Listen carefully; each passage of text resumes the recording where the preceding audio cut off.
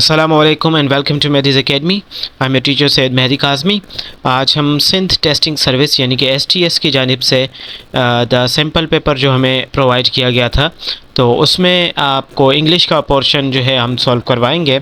ये practice MCQs हैं जो कि सैम्पल पेपर जो प्रोवाइड करता है हमें सिंध टेस्टिंग सर्विस की जानिब से हमें प्रोवाइड किया गया है, तो उसके मुताबिक आपको MCQs बताएंगे और ये भी शेयर करेंगे कि कहाँ से कौन से पोर्शन से और ग्रामर के कौन से पोर्शन को टच किया जाता है। STS मोस्टली क्वेश्चंस किस तरह के पूछता है, तो उस सब को हम देखने वाले हैं। और ये पेपर जो होगा वो मुश्तमिल होगा हमारे पास 4 सब्जेक्ट्स पे, जिसका सिलेबस में आपके साथ paper pattern and MCQs distribution आपके साथ शेयर कर चुका हूँ।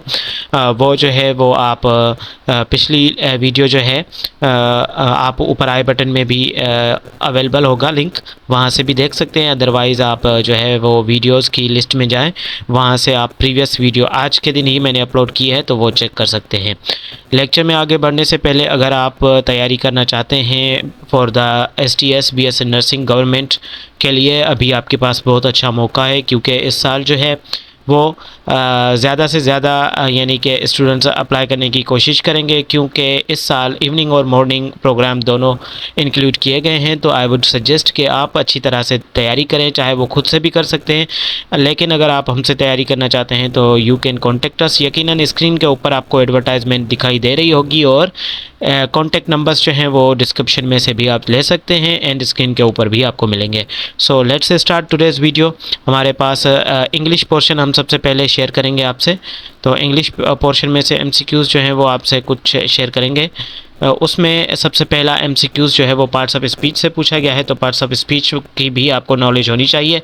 क्वेश्चन नंबर 1 है कि क्विकली, बोल्डली, फास्टली, ये सारे जो हैं एग्जांपल्स हैं कौन सी चीज़ के, तो क्या ये एडजेक्टिव्स हैं, क्या ये वर्ब हैं, या प्रीपोजिशंस हैं, या एडवर्ब्स हैं।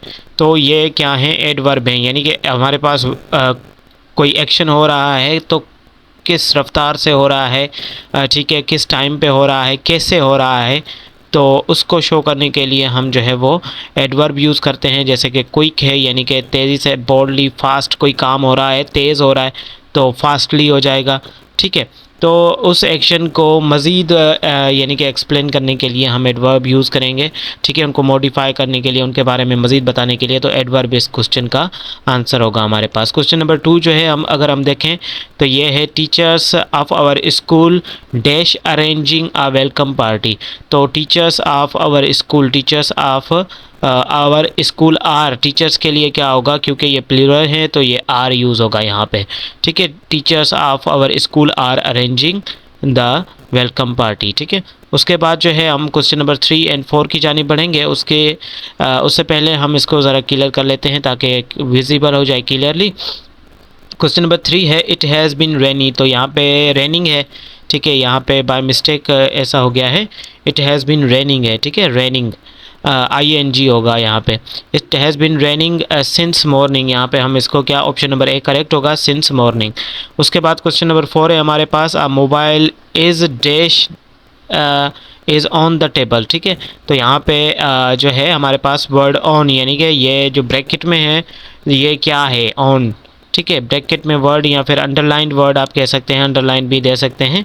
तो ये क्या होगा, तो हमारे पास क्या ये नाउन है, प्रोनाउन है, एडवर्ब है, तो ये बेटा प्रीपोजिशन है, ठीक है। तो ये क्या होगा, ऑन एक प्रीपोजिशन है जो दो नाउन्स के बीच में या एक नाउन का दूसरे नाउन के साथ या प्रोनाउंस का भी क्या करेगा, कनेक्शन शो करेगा एक का दूसरी चीज़ से, तो हम उसको क्या बोलते हैं, प्रीपोजिशन बोलते हैं। तो ऑन क्या होगा, प्रीपोजिशन होगा।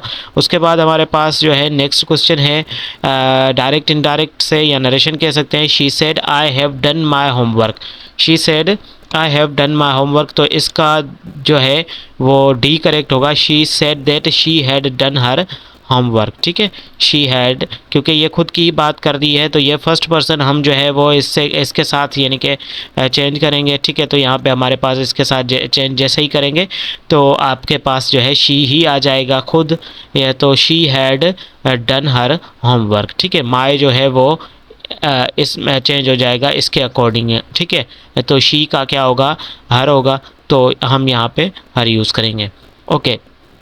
उसके बाद जो है हम यूज़ करेंगे सॉरी हम देखते हैं नेक्स्ट को, जो कि हमारे पास है क्वेश्चन नंबर 6। तो क्वेश्चन नंबर 6 कुछ इस तरह से है। First let me clear this.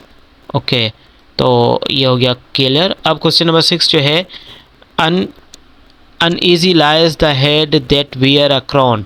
ठीक है, ये एक मुहावरा है, ठीक है, इडियम लाइक है। तो इसको आप जो है कैसे करेंगे, यहाँ पे इसका मतलब क्या है, यहाँ पे क्राउन क्या है, क्राउन की जो है वर्ड दिया गया है, यानी कि ये, तो ये एक नाउन है बच्चों। ये क्या है, नाउन है, ये वर्ब नहीं है, प्रीपोजिशन भी नहीं है, ये एक नाउन है। ऑप्शन नंबर ए इसमें करेक्ट होगा। ट्रेम्बलिंग यानी कि कपकपाना, तो शिवर ऑप्शन नंबर ए इसमें करेक्ट होगा। और उसके साथ साथ जो है वो हम देखेंगे नेक्स्ट को, 8 क्वेश्चन नंबर 8 को।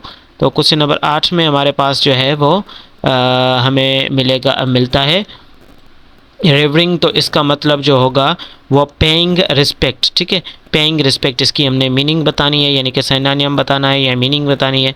और करेक्ट स्पेलिंग भी है। कमेटी, कमेटी की हमारे पास करेक्ट स्पेलिंग क्या होगी, डबल टी भी आएगी, इसमें डबल ई भी आएगी, इसमें नहीं है, इसमें भी नहीं है। तो ऑप्शन नंबर ए मुझे करेक्ट लग रहा है, बल्कि यही है, ऑप्शन नंबर ए इसमें करेक्ट होगा। ठीक है, उसके बाद ये लास्ट वाला ऑप्शन भी देख लेते हैं। हाँ, ये गलत है, ऑप्शन नंबर ए करेक्ट था।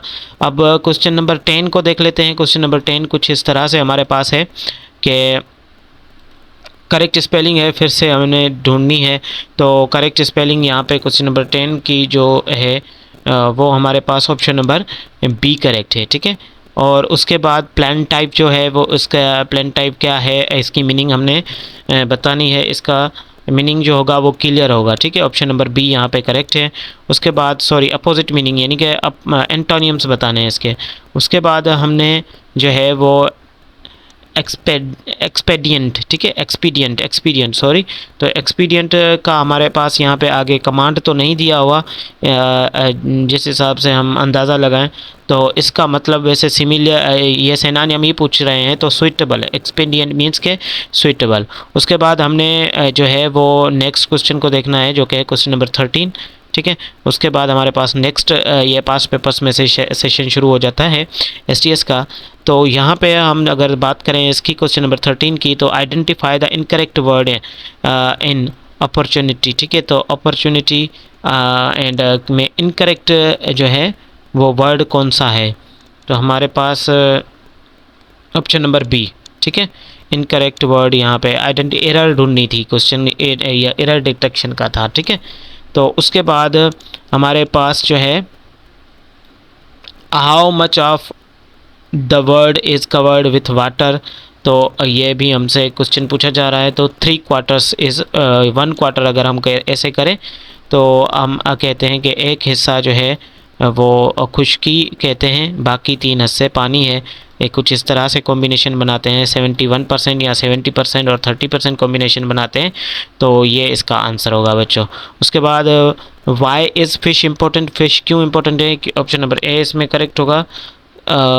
Rich in protein, source of easy to digest. बच्चों ये सारे करेक्ट हैं। ठीक है, ऑप्शन नंबर डी सही होगा। मैंने ऑप्शन नहीं देखे थे, लेकिन ओमेगा 3 को देखा तो ओमेगा को जो है वो मिलता है फ़िश के लिवर में, कोर लिवर ऑयल जिसको बोलते हैं, और इजी टू डाइजेस्ट भी होती है, high source rich source of protein भी होता है। तो दैट्स वाई ये जो है वो आप करेक्ट मानेंगे इसको, ऑल ऑफ दीज। ठीक है, तो ये पास पेपर्स से थे, जिसमें से आपको इंग्लिश का पोर्शन मैंने शेयर किया है आपके साथ। बायोलॉजी, फिजिक्स एंड केमिस्ट्री के लिए नेक्स्ट वीडियो का वेट करें। और बाकी अगर प्रॉपर तरीके से आपको तैयारी करनी है तो डिस्काउंट ऑफ़र चल रहा है, आप ज्वाइन कर सकते हैं। ठीक है, और यूट्यूब पे आपको यही शॉर्ट्स वीडियो मिलेंगे, और बाकी जो है वो पेड स्टूडेंट्स को जाएंगे, full material, mock test, ETC सारा कुछ। अगर आप अवेल करना चाहते हैं तो आप हमारी पेज ज्वाइन कर सकते हैं। ठीक है, टेक केयर एंड अल्लाह हाफिज़।